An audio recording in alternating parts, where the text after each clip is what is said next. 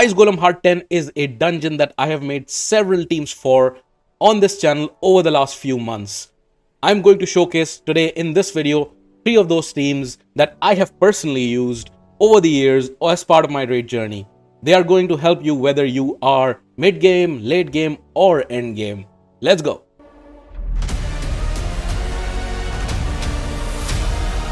Hey guys, SMZ here, we're back playing Raid Shadow Legends. And yes, Ice Golem Hard 10 is a dungeon that I personally very much like because it has interesting mechanics that there's multiple ways to deal with. Fire Knight, there's not a lot of ways. You need freeze and you need ally attacks. That's pretty much it. There's not too many ways to do it. Dragon is way too easy, way too many ways. But Ice Golem is a dungeon that has some restrictions that you can challenge. So I've showcased multiple teams. What I'm going to showcase today is 3 of those teams. So let's start off with the most popular team that most people have been using. There's a free champion that you can get by using the link in my description. That is Narma the Return, a great champion to battle the Demon Lord. And you can get her alongside other crazy good epic champions like Anax, like Uugo, and like Mausoleum Mage as you progress through the game. How to get these champions for free? Here's how to do it. You go into your Plarium Play and log out of your current account. Click the link in the description and register with a brand new email address. Download the game and then play the tutorial. And you will find Narma sitting there chilling in your inbox. And you can get all of these crazy good epic champions as you progress through the game. Do not miss out on this opportunity. Click the link in the description and get these cool champions. And that is a team that's based on this one champion that came out, I believe, last year as part of the animated series that they did. Artak, who is the father of Gaelic. So Artak is the champion that a lot of people still use to this day to solo. He's one of the easiest ways to solo Ice Golem Hard 10. It's the champion that I used to use, and I'm going to showcase this team that I did use for a long time. And I'm going to showcase a number of small intricacies that are needed to be factored into this team. And the most important thing here is that you need him in a regen set. Regen and Immortal is actually better because you get an additional 3%, so 18% heal, as opposed to just 15, and you get an extra 15% HP. Previously, when I was using the Artak team, there was no such thing as relics. Now there are. So this relic, Golden Elixir, the cheat code relic, is gonna help you out. I've just put this in on level 2, or 2 stars rather. You can put this on a higher star rating if that helps you out. The gem that I've used, these are two gems that I think are going to be very useful. Boss dealing less damage to him, and the turn meter increase whenever the wearer fails to place a debuff, which hopefully he does not fail very often. Emergency heal again is a blessing that is gonna help him survive. You will need a blood shield accessory, any one of those accessories to be blood shield to make this work. The stats that I target for is as high HP and as high defense that you can get. Again, I'm showcasing Ice Golem. Let's factor in the bonuses. Not that many, to be honest. I did put in some to resistance and accuracy just to make this team work back in the day, but now I'm well over. I think you need around 425, 430 resistance to resist the debuffs that come from the Ice Golem and the ads, and you need around 300, 350 accuracy is generally enough. So this is basically overkill. HP should be high. HP should be 80,000 plus. Defense can be close to 3,000, 3,200 is something that I have made it work previously. So one of the things that you need to consider, what we want him to do is we want him to solo the boss basically towards the end. So we want the rest of the team to die, and you need the rest of the team to get to the boss. The strategy I used was the Seer reset team. So Seer, Kaimar, and then a buffer, debuffer. I use Ghostborn, you can use Lydia for example. But essentially you want the rest of the team to die and then only Artak to survive. For that reason, in order to not trigger, so with the burns, the passive does not trigger of the boss. He doesn't do the retaliation hit. But it can trigger if you are choosing War Master or a blessing like that. Which is why I opted to go down the defense and support tree. Eagle Eye is a nice mastery to pick up to get more accuracy. But just try not to get War Master if you're using him for that purpose, so that he doesn't trigger the retaliation hits by accident. He can still do it on the hits that he does, but the chance is lower if you don't have War Master. So these are the stats. Alongside him, basically what I'll be using is Ghostborn is my champion of choice. Shield set to give him 1 extra buff. He does put increased attack on the A3 and defense down. My Seer is strong enough that this is enough. But you can bring him in another champion to help strip the buffs for Seer to clear the waves. You can use any combination of champions to clear both the waves. Just make sure that they are flimsy enough that they die at the boss. What I used to do is also I would take off the ring from Seer to just not have this HP and defense on her so that she can die at the wave basically. Seer is built in a Savage set. These are her stats. And then she's built in, this is a nice relic on her because the buff strip does not really bother her. She gains a lot of crit damage with the set as well. Crushing Ren, of course, is going to be the way to go. And then Flawless Execution on the tier 6. Kaimar is going to be my reset champion. He's going to be the fastest champion on the team. And his job is just to reset and then die at the final wave. That's pretty much it. Now, the most important thing is I'm going to showcase the run with just these 4 champions. But I did used to use, because my Artak would die, he would not be tanky enough. So if you are in that same situation, 2 champions that I used, one of them was Oela. Oela is a great champion. She was a fusion. Not many people actually went for her. She's been undervalued and now she's being appreciated for what she brings. Amazing, amazing champion. I built her in this set. A set that's very niche. Not a lot of people use it. It's the Stalwart set. It helps her tank damage. And she's just built basically to resist. Again, her resistance used to be higher. I believe I must have changed some values here. But she also brings in her own healing, so she doesn't need a healing set. She heals allies as well. And she puts on this increased resistance buff, which is amazing if you're lacking low on resistance. This is also why probably that maybe I even had 345 and I got along because of the increased resistance which she puts for 2 turns, and then she increases the buff duration, which is great. Decreased speed she can put, but I've not built accuracy, or I did not build accuracy on her to basically make this work. And then this mastery timely intervention is pretty good on her.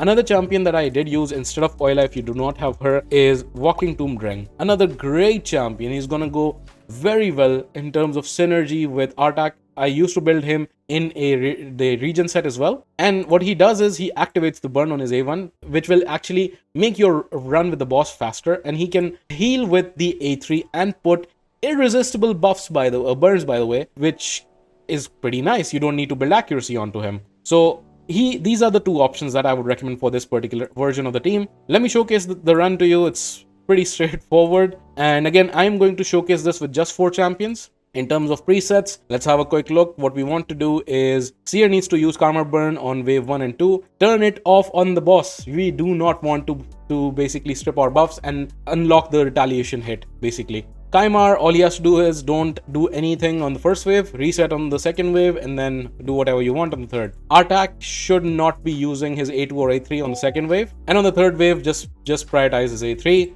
Ghostborn just needs to prioritize his A2. Same with the case with Lydia with her A2. Ghostborn, it's A3 actually, I said A2. And then do whatever you want over here. So that's basically the preset. Let's go into the run. Should be pretty straightforward. Takes around a minute, I believe, or it used to. And again, the 5th champion is missing. I used to run Oela for a long time, and she's pretty good. Seer is also in the lead position because she gives like 40 resistance or something like that. As you saw, pretty much everybody's dying. The other 2 should also die, and then Artak should remain. The 2 waves went pretty fast because of the Seer nuke, reset, Seer nuke. And I think with the next hit, now we are in the phase where now he's gonna just solo the boss.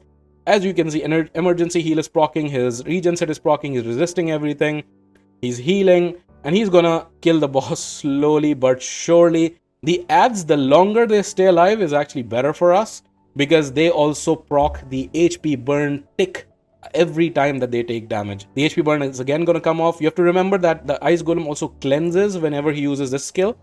And as you can see, the retaliation hit is not getting procced at all. And it just will not. Which is why that's very important that you don't give him War Master, because that can accidentally proc that. Just over a minute, 1 minute 4. I used to do it. I have also done it like 50 seconds. The fastest runs can go. But pretty cool team, if you ask me. Then if you are moving into PM, the post-Marius era, once you unlock Marius, this becomes much easier. So this is a team that I put out in February. And this team basically uses a few champions combination. The 2 champions are gonna be 2 epic champions. Man-Eater with his Unkillable, who's gonna help Marius smack. And then the second champion is gonna be Geomancer. Interestingly, I just searched for MAN and both of them get filtered out because Geomancer has man in his name as well. So Geomancer, you will need just fast.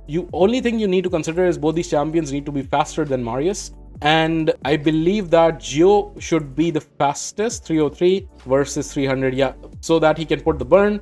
because with the burn he also steals turn meter, and then the unkillable goes up. Those are the two things you need. Then you need Marius. Previously, the first version of the team that I showcased also needed a reset with Timar. Now you don't need. So Marius, as hard as he can hit. Slayer is the ideal set for him for any PvE content basically, but if you don't have it, Merciless should also work. And yeah, he's built very well. He's built with Cascades, Crushing Rend, and this skill. But then I have put out this video a long time ago, and I know a lot of people who've reached out to me and they've showcased a 3-star Marius, 4-star Marius have done the same job.